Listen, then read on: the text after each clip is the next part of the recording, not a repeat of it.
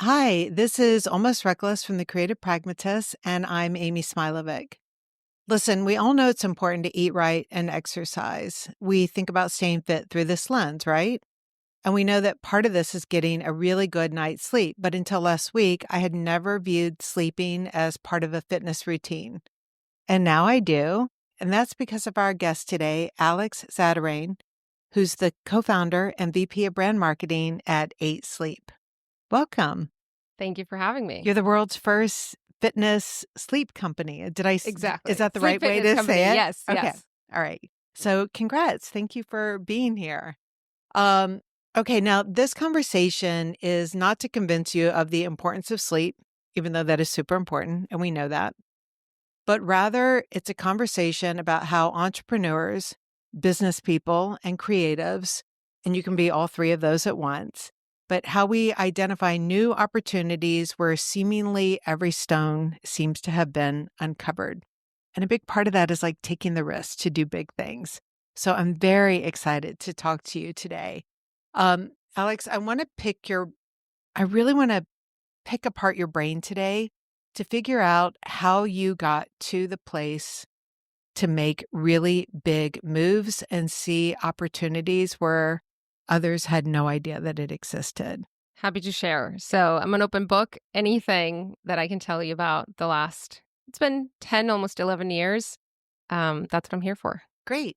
Well, one of the things is I find that, when you're going through life, it's a bit of like a pointillist painting, like a Seurat. It's all these dots, and you're going through life, and I feel like you're collecting dots along the way, and you kind of step back and you see what picture you're starting to make. But all those dots should always come together to form a picture. And I think a lot of people see their dots as starting like, oh, when I graduate from college or when I get this job. But I find for most people, they start really early on. And I'm curious for you in what you're doing today. What are the things early on in life that you look back at as like really instrumental to what got you the backbone to take the risk to do what has landed you um, as one of the top entrepreneurial women? I mean, just a very big Yeah. deal, right?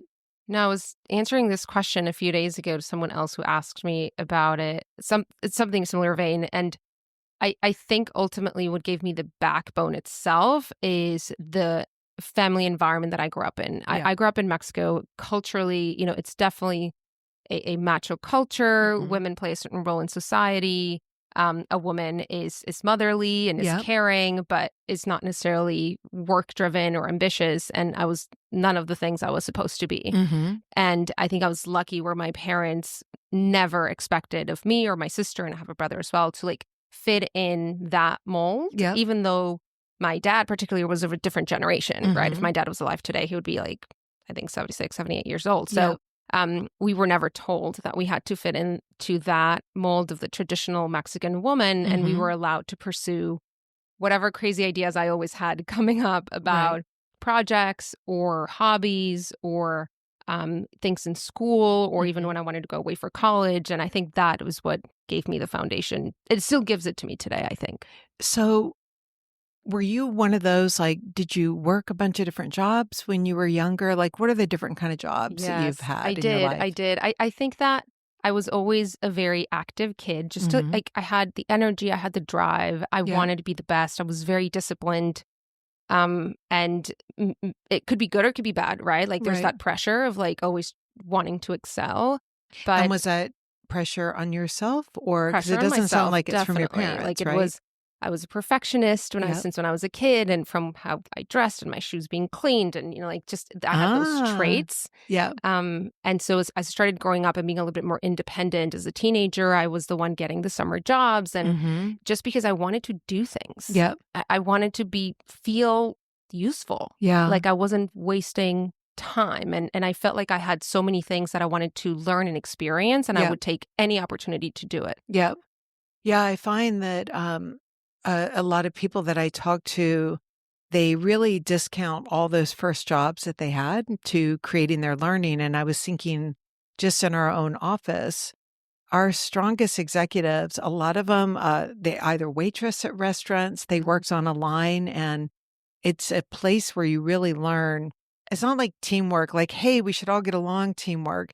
It's like teamwork that you can have good food and good service and be in a good location, but if you are missing one of those 3 things, if the place is bad, it doesn't matter if the food is good, Yeah. or if the service is horrible, it doesn't matter if the food was good or if the location is great. Like, all 3 have to work together in tandem, so you don't just it's not like a sports team in general or like niceties. There's a You collaboration. Yes. Yes. So, like, are there jobs that you like, what are the things that you pull on every day that are just certainly nothing that you would have learned in school or business school? Yeah, you know that my first job was I was a dancer growing up. I started dancing all Mhm. sorts of different disciplines since when I was 3, which I also think gave me a lot of sort of that side of creativity and love for the arts and Yeah. self-expression and confidence in my body and, all those amazing Pushing traits. yourself. Yeah.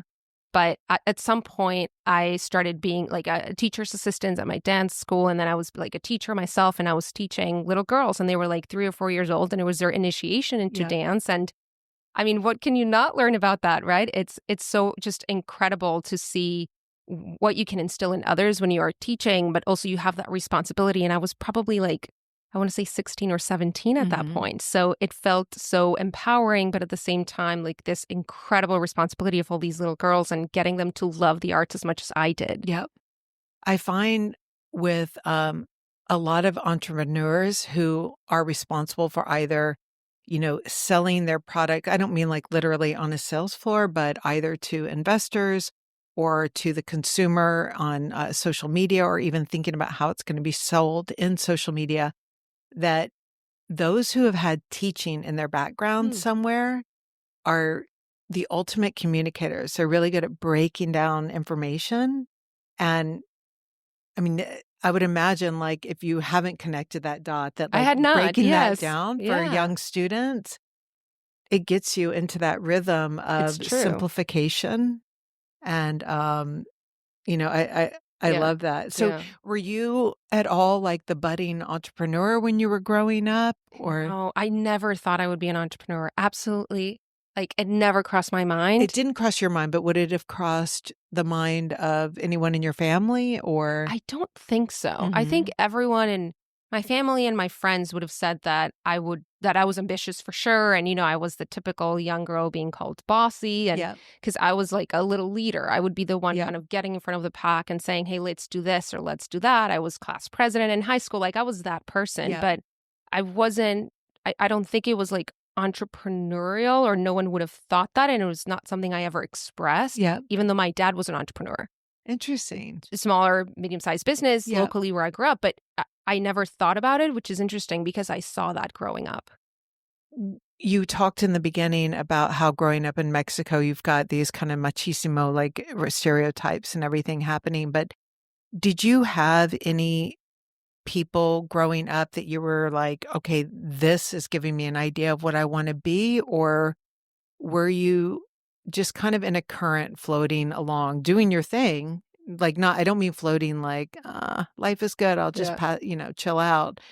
But, I'm just curious, like, did you have a wall of mentors in your mind that you were looking at? Mentors that did not know about me, but it was television. Uh-huh. So I grew up on the border, Yep. and we would basically be able to consume the TV from the United States. So we Mhm. would be able to watch ABC, CBS, NBC, and I grew up in the 90s, and it Yep. was, you can imagine all the programming at the time. So Mhm. at some point when I started watching Oprah Winfrey, Mhm. I started learning more about her, and there was Barbara Walters, and there was like Diane Sawyer, and there were all these Yep. women in television, and particularly Oprah, who became really a businesswoman, Mhm. and that started to shape something in me Mhm. because I knew at a very young age that I wanted to go to school to study communications. I fell in love with Yep. media and with telling stories, and so when I saw these women on TV and how they were shaping their lives to not just be the reporter or the host, but to Yep. be more than that, Yep. it opened my mind to a different world. I Yeah. remember watching Martha Stewart on The Apprentice. Like, that's what mentored me. And if I wouldn't have had that, I don't think I would have had that North Star of saying, well, Yep. that could be me, Yep. even coming from such a different place in the world. Was there literally an aha moment, like, that you can remember where, like, you turned on Oprah and you're like, "Okay, this is it," like, or You know, I'm I was obsessed. I would watch yeah. it every day. It was the Mhm, weekdays. And I don't know which point it was. I don't know how long I had been watching her for. And I wouldn't necessarily watch because of the content itself. You know, mhm, sometimes it was maybe meant for people that were a little bit older, but I yeah, was just enamored by seeing her and what she mhm, was building and mhm, the book club and the favorite things. And I thought, this is incredible. yep, And at some point, I told my mom's, like, I want to work for her one day. mhm, And then I want to work with her. You know, I mhm, was just so impressed yep, by this woman and what she had achieved. And that moment, my mom probably remembers it still. It's like it really marked her as like, okay, she's really driven, you yeah, know? yeah. Um, I think one thing that's interesting is that, when we've talked before, everything that you describe seems quite fluid. And I find that a lot of people, when they read books about people who've succeeded or whatever, there seems to be such a prescription where there are these people who, like, go skydiving, off the roof of their house on the weekend, like, that they, like, take these massive risks, or that they literally, from the age of 3, had written down, "I'm going to be president one day," but you seem to have had a lot more, ease with how you've moved into things, and I'm just I when did you, like, really kinda say, whether it's Oprah's assistant or whatever, but when did you say, like, "I'm gonna do something in business, and so here's, like, at least a 3-year plan to get there?" Like, was there a time when you kinda laid it out for No, yourself? I don't even, I think actually the first time I've ever done like a longer term planning was last weekend with my husband, who, Yeah, as you know, I built this company with, where we said, what do we want the next 5 years to look like? yeah, But I had never in my life really thought about, this is where I want to be, or this is what I have to do. mhm, I'm definitely more fluid, but the mhm, way I approach it is that anything that I'm doing in that moment in time, I'm going to give it my all. mhm, And so I think that that's how it ends up happening for me, even yeah, though sometimes there are things that don't, but it amounts to something because I'm putting my everything yep. at every single stage. So when you do that, do you feel like you've ever taken a really super big risk, or has everything just been so solid and thoughtful in that moment that it feels like just these natural steps to you? I'm actually very decisive to the point where probably I'm not that thoughtful, Mhm. meaning I don't think too much about the Yep. decisions I'm making. I'm very much like in my instinct and my gut, and I feel myself and how Mhm. convinced I am about the step I'm going to make. And Mhm. when we what the company started because my husband and our other co-founder Max were chatting about this idea. My husband sort of had this aha moment about the issues with sleep and how technology could help. So And you guys were married at that we were not point? married yet, but Uh-huh. we were together. So knowing that I was sort of the marketer by trade, or, just that's what I had studied in school, but I was not very experienced. They said, "Why don't you join us? Why don't you come on board and help us launch this product?" And I was 24. I'm like, I don't know what I'm doing, but I love you guys and I think this idea is amazing. My father had just passed away from cancer. I feel like it was this moment in my life where a lot was changing. And I had to make the decision to leave my comfortable job in New York City, where I was working with a great boss and a great company, and a financial technology firm was very different, but I was loving it and liking it. And I felt like there was a lot of potential. And I didn't think it twice. I think it was just such a reaction to what they were proposing to me as an opportunity. And the mission was very powerful and it felt very connected to what I had just experienced in terms of sleep and health with my family. And Mhm. I like said yes really, really fast, which was a huge risk. I can imagine that you sat there and you felt like it was a really good idea, but was there anything in your gut telling you, like, I don't know, with your father having just passed away, that, like, it's kinda like a, "What do you really have to lose?" At this Yes. point, like, you know what it means to lose now at this point, and you know that that's not on the line. Like, do things like that run Yes. through your I had head when never you're thought about it that way, but that's probably a big reason. Like I felt like, oh, we just went through something really difficult and we figured it out. Mhm. I will be fine. And I talk often about how that family foundation to me is so important, even all these years later, because I know that regardless of what happens, I can always go back home. Exactly. And I think that is very powerful, because in that moment, I didn't have to consult anyone. I was Yeah. like, I know that I can take this risk, and I will be out of a job and out of a salary, and this thing may fail, but I can always go back home in Mexico, and my family's going to love me, and they will be fine, and they'll Try help me again. restart. Exactly. Yeah, it was interesting because I've always felt the same way. I grew up on a small island and very, low key, parents, teachers, psychologists, and so to me, that was always my benchmark. The worst that could happen is we go and we live in a small house and we drive a Jeep and Yes. we can seine for shrimp for dinner and life is good, right?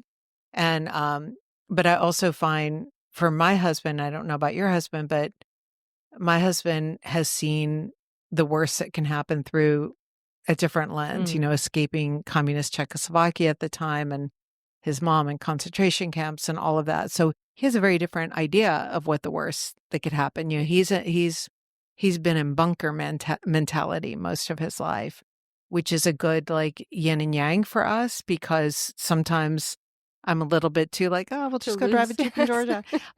Is your husband does he approach things in that same way, We're like, very with that similar. ease? Yeah. Yeah. And where's he from He's from originally? Italy. He grew up in Italy. Yeah. So you really, like, moved all outside of your elements, like, trying a totally new field of industry, new. Absolutely. It's like I think in general, maybe that's a theme now that as you're describing it, I look at it is once I finished college and I had already met my husband, and we were dating, but it was this new culture. We merged two cultures and Mhm. three languages at home, and it was really getting me out of that environment I had grown up in, and I moved Yep. to New York, which was this new place, and we're both very similar, and we would just make decisions. Let's go start the company. Let's move to San Francisco, and we Yep. sort of created this union of we'll figure it out together. None of us Mhm. have necessarily a plan B or an inheritance rating for us, and Yep. so maybe there's that feeling that if we figured it out once, we'll be able to do it at any point in the future together. So I'm curious, like, when you're, like, I don't know whether it's in bed at night, driving home, or wherever, like, do do you ever get worried? Do, like, the bad thoughts come about, like, what do you worry about? I'm Mhm. curious. Health. I think Mhm. health is the big one, and it's Mhm. probably coming from that experience with my father. It was so Yeah. quick. It was like diagnosis to when he passed away was 4 months, and being young at that moment, I was 24. Yeah. That is the one thing I think a lot about is how do Mhm. we stay healthy? How do you keep your loved ones healthy? And that Yeah. ultimately you do realize that that's the only thing that matters. So really, I mean, you probably feel like you could do anything as long as you're healthy. As long as I'm healthy, You could take absolutely. on anything. Yes. Like, do you ever I mean, you've had huge amounts of rounds of funding, right? Like people really, really, really believe in what you guys are doing. How much does that weigh on you at all? I'm just, being an independent brand, it's kind of like when you described growing up that you were the one who was putting the pressure on yourself. And I feel like I put a lot of pressure on myself in that way. But wow, if I had a big group of investors, how do you do it? I'm Yeah. just like getting a little bit of a stomachache Yes. thinking about how I could handle that. I think in Silicon Valley, it's an interesting dynamic because you don't necessarily, you have an accountability to your investors, of course, right? They give you the money, you have to deliver certain results, but at the same time, venture is very different Mhm. from other types of investors, and they know that they're taking a risk. They're investing in something that is not necessarily proven, depending on the stage of the business they invest in. So when it comes to accountability and that pressure, Mhm. I feel it more towards our team. Mhm. I interact with our team every day. Yep. So that sense of these are people who have trusted us with they're spending their lives with us, Yep. whether it's a year, 3 years, 7 years, 10 years, some of them, they're here just as committed as we are.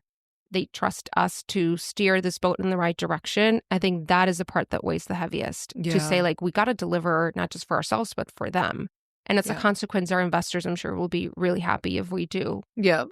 I know from when we spoke, you said that one of the things that was your biggest proof of concept was that you loved it and that it was working for you, and that if you knew that if you loved it and it was working for you, it would work for others, right? But that statement alone, though, isn't going to get big funding and all of that. How did you demonstrate, proof of concept here when you were going out and getting your first? How much was your first round for it? Our very first round was like $1 million, which Mhm. was what's called friends and Yeah. family. And then we raised our seed round for around 6 million. And then Mhm. from there, Yeah. the later stages. And so when you raised your seed round, did you have real data at hand, or was it like? We had proof. So one of Yeah. the things that's been the most challenging at 8 Sleep is that we're not mo- you could say that most of the companies in Silicon Valley maybe fall into this space of software, Yeah. right? And so they are benchmarked differently, and investors maybe are more comfortable investing in that space. Mhm. We are a hardware consumer company. Right. We have AI, we have software, of course, but hardware adds a different level of Yeah. just complication to the Yeah. business. You're actually producing real product that is gonna Exactly. go in So someone's the home. cycles of how we use cash and all of that is just a bit more complex. And so Yeah. not all investors are willing to touch those businesses. Yeah. They may not understand them, they may not want to invest in them. Yeah. So the very first time that when we raised the seed round, so that was like the first time that we had like a real round with investors, we had already launched a first product. It was a concept of a product that we put on crowdfunding. This was 2015. So Mhm. there That was was crowdfunding platforms, and Yeah. there was these incredible community of people who would back it. And that campaign on crowdfunding was very successful. Mhm. And it made like over 1.5 million or so in Wow. orders in 60 days. That's So amazing. that's what allowed us to then say, hey, we have proof that there are people out there who want this product. Yeah. Now we need money to be able to build them, build the business, and scale from there. Yeah. Wow. Well, I know some of those people were our employees. They were so excited that you were coming in today. And I was telling you earlier, one of our top performing employees does have 8 sleep. And so now I'm like, all right, maybe that is why she It is comes the to sleep. work so bright and happy and just very, very smart. Um, when you were looking for investors, what would have been a no-go for you? Where would you have drawn the line on the type of investors that you would work with? Well, we got a lot of no's, so there were a lot Mhm. of people who did not want us. Right. Many, Yeah. many, many, many. I think that as an entrepreneur, as you know, rejection is a big thing. It's like a pill that you need to learn how to swallow. But And I'm curious, when did you learn how to swallow it? Like, was it after the 3rd? Was it after the 5th? Never? And I think never. uh-huh. I think you never really learn because it feels so unnatural, Yeah. right? It goes back to the childhood wounds that they tell you about feeling that rejection from your mom or whatever it Yeah. is. And so there's always a nerve that it touches, and depends on the stage of life you're in and what you're going through. It may be less or more. Mhm. Um, Does maybe it ultimately empower you or make to you me it curl up? does. Yeah, it makes Absolutely. me Yes. Yes. It gives you oh, that fire. mhm. And it's maybe harder at the beginning because when the business at the stage that it is now and it's like a growth stage, Yeah. you feel like, okay, if you don't want to join me, maybe you're trying to hire an employee or an executive and they say no, or you're trying to get an investor on board and they say no, Yeah. you know that you have a business, Yeah. right? And so it's easier to turn around and say, we'll be fine. I know there's other people who do like what I'm doing. But in Yeah. the early stages, you get more no's than yeses. And Yeah. also, you're not necessarily growing as fast and you don't have as many customers and your team is very small. And it's hard to recruit people to trust you to join this small startup that is still at a very shaky stage.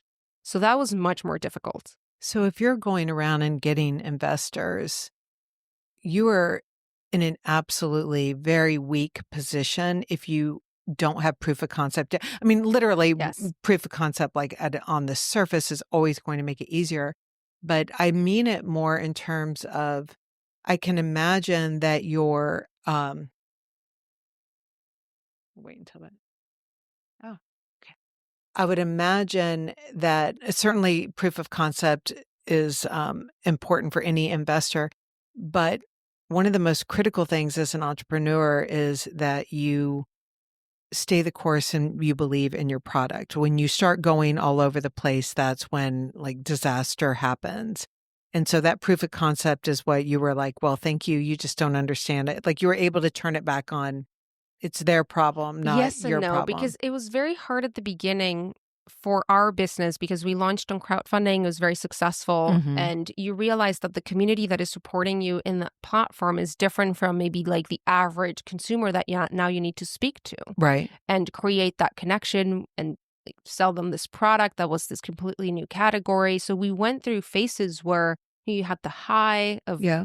having the successful crowdfunding, feeling like you're on top of the world, and then the down of, oh, wait a second, no one outside of crowdfunding is really buying this product, not at the rate that we want Yeah. and that we need to sustain a business. So Yeah. then that was paired with the rejections as well, right? It wasn't, oh, yes, yeah, we raised Right. 6 million, but then after that, you still have to raise more rounds. You still have to hire people and you get a lot of no's. Yeah. And that was paired with maybe the most difficult time of the business where we felt like we were not finding what people describe as product market fit. So when you got no's, did any of the no's force you or encourage you to change anything, or were they wrong, you were right, and then you found someone who knew you were right? No, actually, it is really valuable to try to get as much feedback as possible. And Mhm. I think great investors will tell you something. Mhm. Maybe you're not growing fast enough, the market that you're in is not fast enough, or your cost of acquisition is too high, or whatever it is, you need more margins, or they'll give you some honest feedback that Mhm. then you can apply. And that is a thing that I do believe as a founding team we've been really strong at, which is take that feedback, not take it personal, and say, okay, what can we learn from it? And how do we then prove to them, right? It Yeah. gets that fire going. Yeah. Let's prove to them that we can actually deliver and like meet that bar. Well, I'm curious how, I mean, because when you're talking about metrics and everything, you also are in a brand new industry. Like you've created something brand new. So there's kind of metrics, but not really. And I find that's very challenging for a lot of people. If you really are coming up with something outside of the box, but then you find yourself using measurement tools for the things that are Yeah. literally in the box, then you might not be guided in the right way. So you probably had to really get a framework tight around what you guys were doing, like creating your own Our own points of category. measurement. Yes. Yeah. Yeah. We didn't realize initially that we were creating our own category. And that was one of the biggest mistakes that we made earlier on. And it was probably just a lack of confidence where we would look at other companies in just the tech space. And at the time, there was the smart home movement or the wearables, or there were mattresses in a box. And we were this kind of little startup with the idea that technology could help people sleep better, but no one else was doing that. Mhm. So we tried to find the closest proxies, which were in completely different spaces with different missions. Their Right. DNA was different. And we were measuring ourselves against them, Yep. but also we were imitating a lot of what they were doing. Yep. And that led us in the wrong direction for maybe 3-4 years. And how did you right that ship? Like, So what what happened made you is stop? an investor actually, Mhm. an investor came on board to lead one of our rounds, and he is someone very passionate about the sleep space. Mhm. And he's one of the top investors in Silicon Valley. And he told us after the investment that we had to reposition the company, that the perception out there was that we were this sort of mattress company and no one was understanding that we had all this innovation and this technology and that our vision was completely different. And Mhm. if we didn't change that, we were going to fail. And that was one of those big dots, Yep.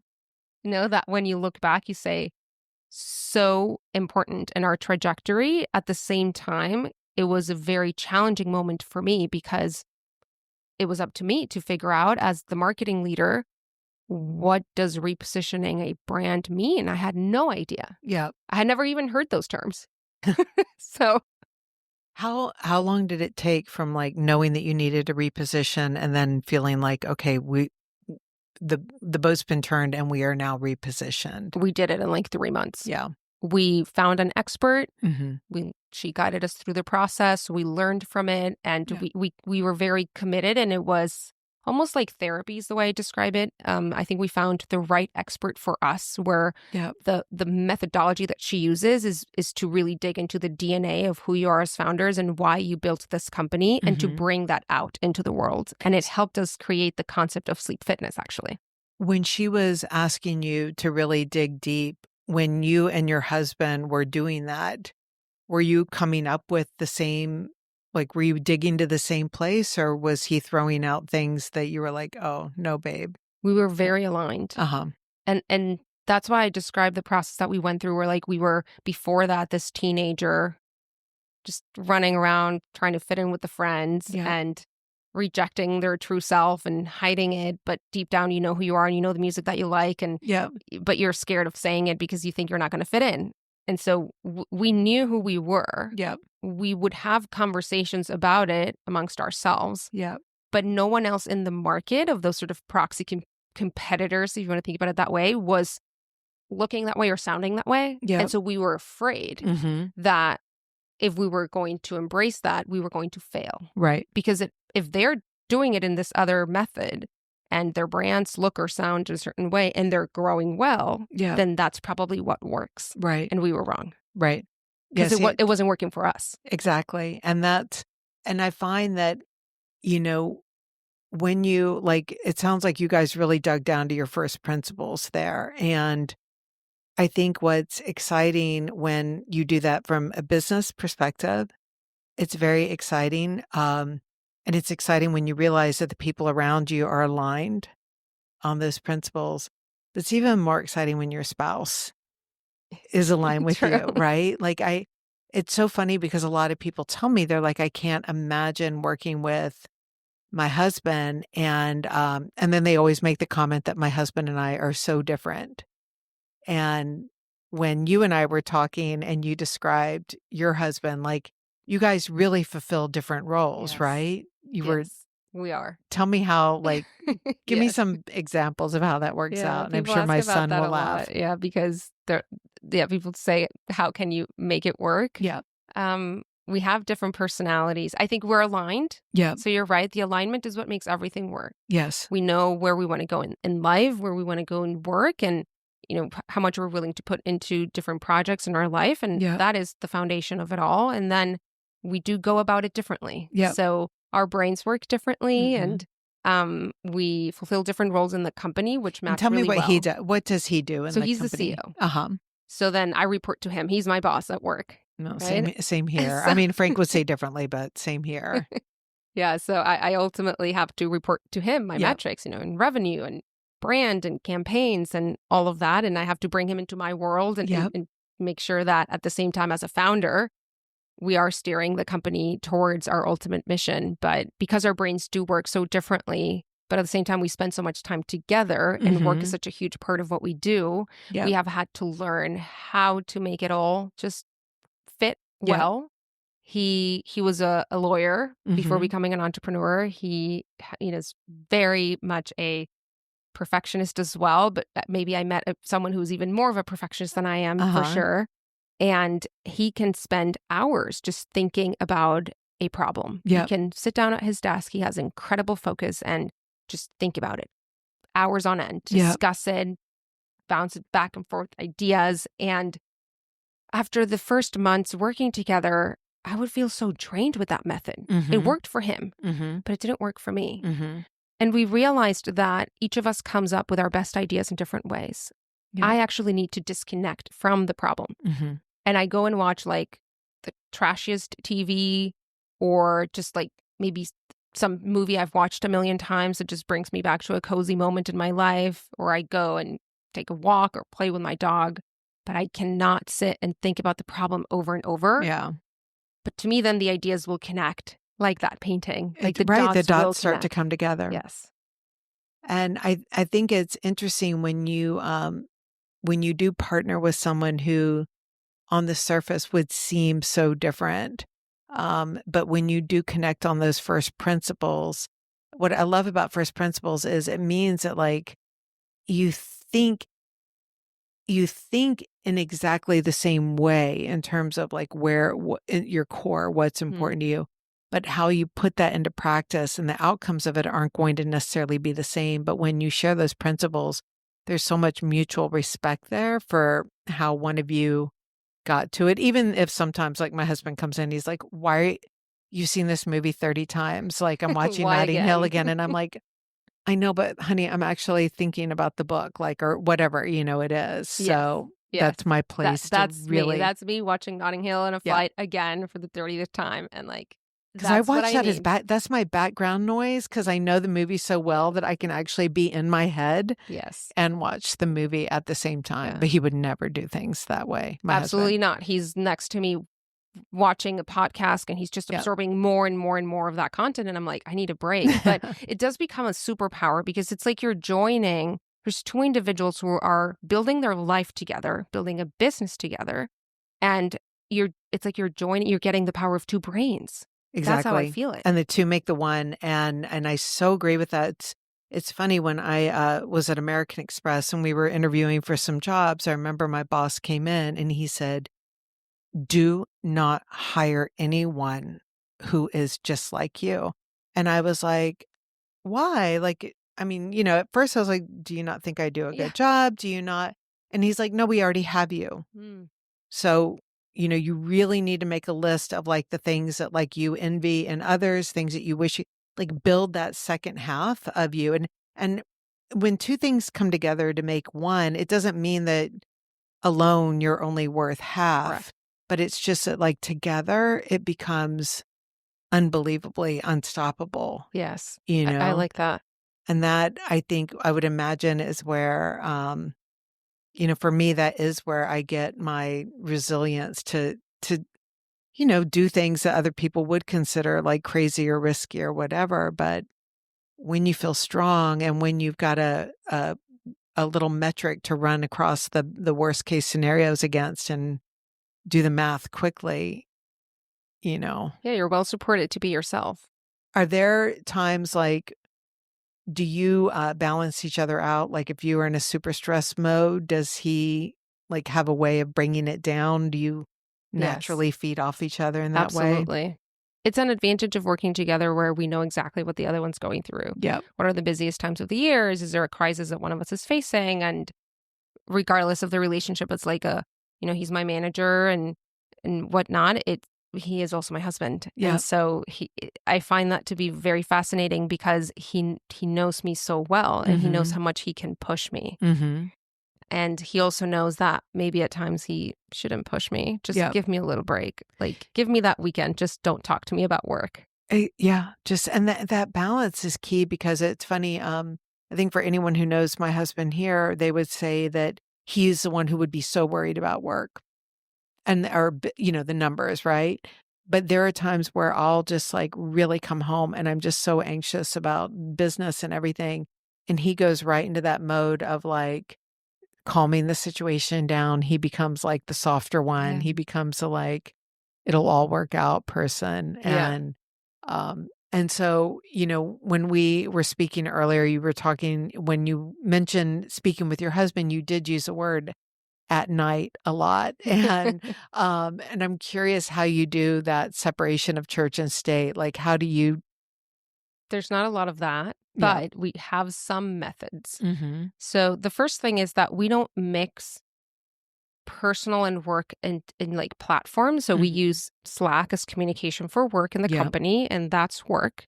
Yeah. And WhatsApp for us is personal. Uh-huh. And so it's two different things. So you're like the government. You've got like two cell We phones and like it's same cell phone, but yeah. similar concept. And the idea is that sometimes you may be having more difficult conversations at work, but you still want to know what we're having for dinner. Mm-hmm. And so, that helps us create that just separation, that line, and remind us that we are still a couple. Yeah. And the other thing that we do is dinner time. Mm-hmm. Many times we are talking about work. Work bleeds in. He needs Yeah. to take a call. Maybe I need to take a meeting later. We need to get on a call with Yeah. our team that is in a different time zone. But we know that dinner time is like we're going to eat together. Yes. We're going to eat. He's very much a advocate for eating the same meal, right? Very Italian. Like we're not eating two different things. Like we're going to sit as a family and eat the same thing. I'm very impressed. So we have to I'm very agree jealous of on this. Yes. what we're going to eat, right? Yes. And that helps us as well because then Mhm. dinner is our moment where we say, Mhm. okay, this is us. Yep. And then there's the exceptions of the moments where work will bleed and maybe he needs to go back to work at 9 p.m., but Yep. dinner is us. So, I'm okay. I'm like making notes here because this I've got to start doing for sure. But how would you describe, like in a couple of words, who you are? Like, what is your like? What are 3 adjectives that you would use to describe yourself? I don't think I've ever thought about that, but that's a really profound question. Can you do it off that? Like you told me that you're a perfectionist. I would say I'm not anymore. It's Uh-huh. interesting. I feel like I definitely was when I was young. I wouldn't call Mhm. myself a perfectionist now. Maybe Mhm. because I've married a perfectionist who's more than me, and I feel Yeah. like I'm not. I don't fit that Yeah. anymore. But I would probably use the word driven for Uh-huh. sure. I think I'm just naturally driven. I don't know Mhm. why. I just like to feel Yep. useful and like I'm actually contributing something Yep. and using all this energy that I have to do something that fulfills me. Yep. I consider, in my mind, to be driven is to always be pushing forward. And Mm-hmm. to be pushing forward is like the height of modernity, not in terms of, it doesn't mean like a steel building. It just means like you're really curious and just not settled Yes. in a good way. Which can backfire. Yes. Absolutely. Yes. You can Definitely feel very struggle to unsettled relax. and Yes. yes, But exactly. that is definitely me. Mhm. So I would use that word. And I would use creative. Mhm. I think it's just how my brain works. Mhm. I tend to see patterns where maybe others don't, and that Mhm. has served me really well in business. Mhm. And I think that's part of what I bring to our founding team, to our executive team, and sort of have that different perspective and how I connect my dots Yeah. somehow ends up making sense. Mhm. Um, but maybe not in a traditional creativity way. I'm definitely not an artist. It's funny when I hear someone speak very passionately the way that you do about what you're doing, that passion is such art to me. You know, you're not playing it to me as like an accountant would Yeah. or anything, like you use your hands, you seem very in love with what you guys have created here, Absolutely. you know. Yes. We do create a lot of art, I would say, in the Mhm. company, Mhm. which is the fun part. It's what Yeah. I love the most. And thinking of the stories that we tell and the campaigns that we build and the people that we partner with. Yeah. That is what I enjoy absolutely the most. So where do you hope to take all this one day? Like what's the end game for you guys? We really want to be the company that everyone in the world thinks of when they think about sleeping well. Mhm. And to build the products that through technology and innovation are delivering to every individual in the world the best night's sleep. So when you talk to someone, investor, customer, whoever, like what gives you the most satisfaction what do they say that gives you the most satisfaction? When they tell us, I hate traveling because I cannot sleep on my 8 sleep. Like, Mhm. what else, Yeah. right? We've built a product that became now a necessity in their Uh-huh. lives. And that's amazing because Yeah. that's our baby. We created that product. Every single thing that you see in that product Yeah. has my touch. And so whether you like it or you hate it, you can blame me. And that's what an amazing opportunity to have that in life where you can bring a product into hundreds of thousands of people's homes and Yeah. one day millions and billions and Mhm. build more products that can reach even more people. Like that's the ultimate dream, I think, as an entrepreneur. So when does it end for you guys? Like, is it the idea that you'll cash out one day? Or I mean, like, I'm kind of just curious on Yeah. We've talked a myself. lot Like, about that. Of course, imagine when you're mhm. building the business with your partner, it's the family, Yeah. right, that is completely invested. And so even though it's not a family-owned business, Yeah. our family Yeah. is fully invested in that. There's no plan B. Yes. So we discussed that a lot. Like, what does this mean for us? And is there too much risk involved, and Yeah. especially in the earlier years? And we know because going back to our gut, right? Mhm. Each of us has determined that we're in it for the long run. And Mhm. we're in it for the long run because we really feel like there's this incredible opportunity to build something that makes a difference. Mhm. And there's a lot of businesses that talk about that. I'm mission driven and we're making a difference, but we operate in a space where we can really make a difference. It's people's Mhm. sleep, and that means health. Yeah. So we're already in it 10 years and we want to keep going. And we Yeah. want to bring the entire vision of the company to life and build all of the innovations that we have in our minds and in our strategies about what technology could do for people's sleep in different stages of their lives. And so that's what keeps us super committed beyond anything that could be monetary. Yeah. The incentive is to make something that will really make an impact and that 100 years from now will be around. Mhm. It's so exciting. And like we talked about, like you guys clearly, like first entry in creating a whole category. It's really incredible what you've done. It's fun. It's challenging to create the category.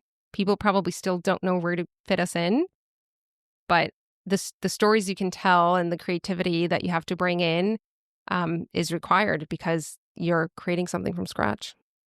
Yeah, I really I just want to caution everyone who listens to this and who writes to me, just really kind of thinking about what your passions are and building things regardless of whether or not you believe that there's an industry that exists that supports it. Like anything that's being done was not done at some point, right? Absolutely. And it's funny the number, and you probably hear this too when you engage with people at like when you give talks and everything, but a lot of people feel like everything's been done at this point, and they don't realize that number one, everything hasn't been done, or number two, even if it's has been done, there's always room for it to be done better.